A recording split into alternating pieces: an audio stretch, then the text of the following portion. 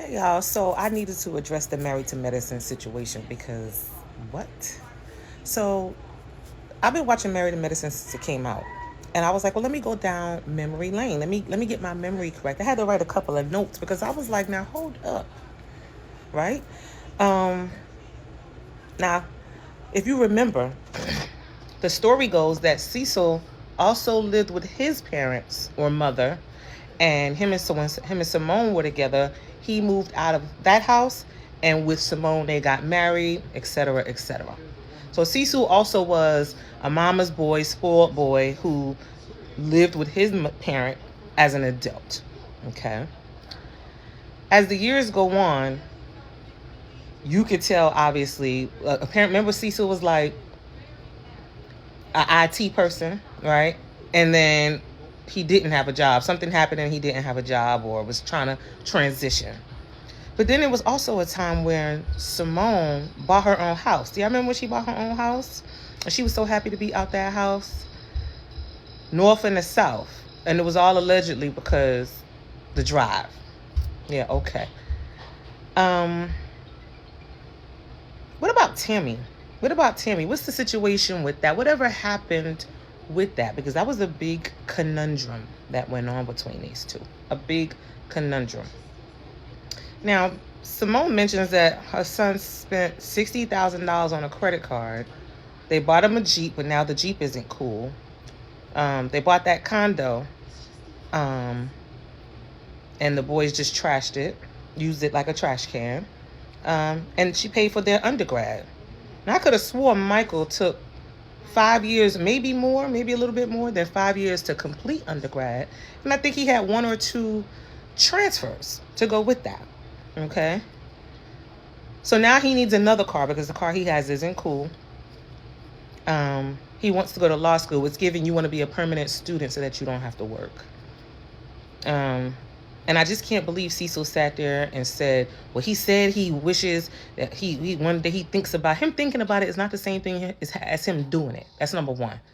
So enough with that. Enough. He said he thinks about all the time what he can do. Him thinking about it is not enough. When y'all asked him, did he apply for law school? The answer was, well, I applied yesterday, not today. So you're not even really ready to go. Because see, your application should have already been ready to go. You should be waiting for an answer or already have applied or ready to hit send on all the places that you want to go.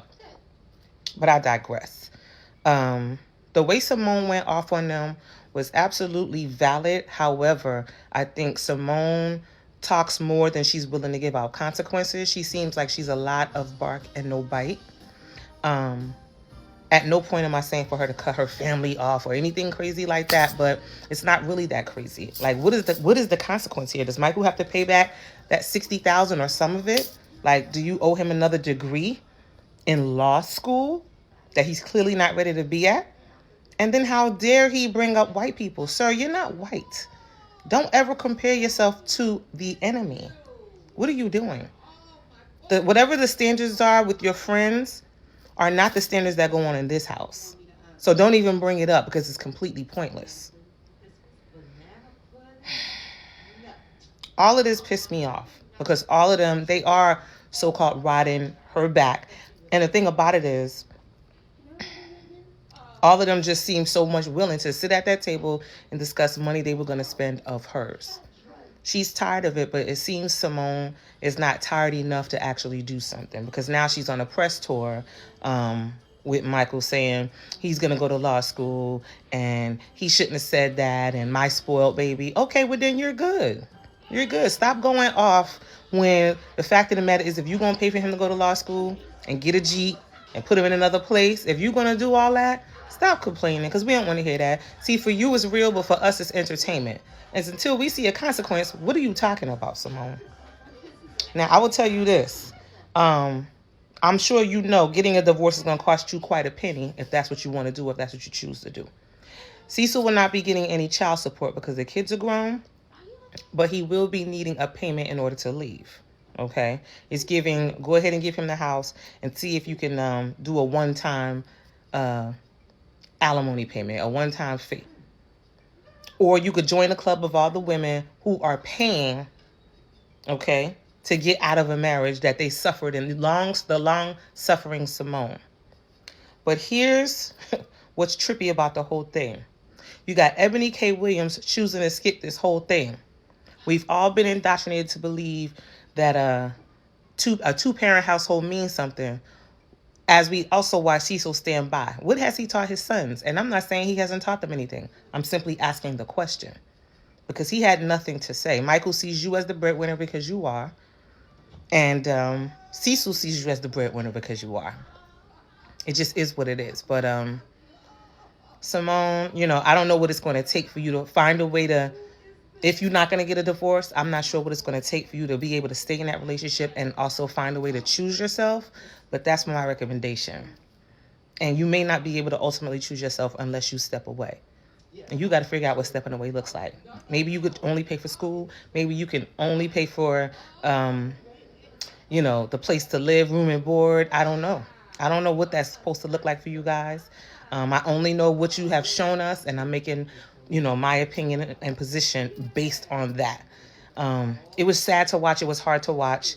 And it just reinforces the idea that you do not have to have two parents in a house to successfully raise any child. That's clearly not necessary. And you could have two parents and still come out with kids who only see you as a wallet. This is not a question of whether they love their mother. We know that they do. And then he had the nerve to talk that smack to you about how he was going to feed your food to the dog.